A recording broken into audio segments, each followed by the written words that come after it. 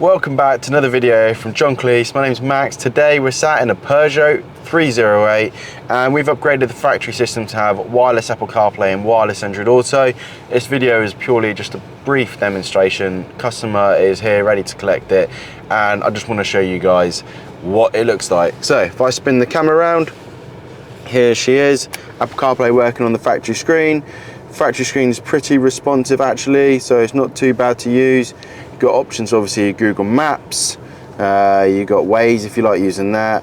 I like using Apple Maps personally myself, which is very more than reliable enough. All of them are very much for muchness in my opinion, but many people go for Apple CarPlay because they want to have much nicer way of using their phone while driving, mainly for phone calls, maybe sending messages, or maybe for playing your music. So I've got all my tracks in here, I can go through my playlists, things like that.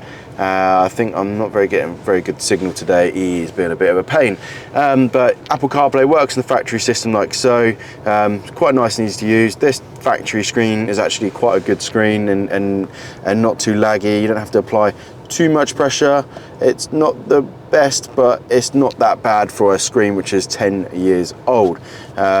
This system actually runs through the factory Bluetooth audio of the car, so you get great phone calls still, which can be quite a common problem when fitting these types of kits, because it's still this kit that we use utilizes the factory Bluetooth on the car.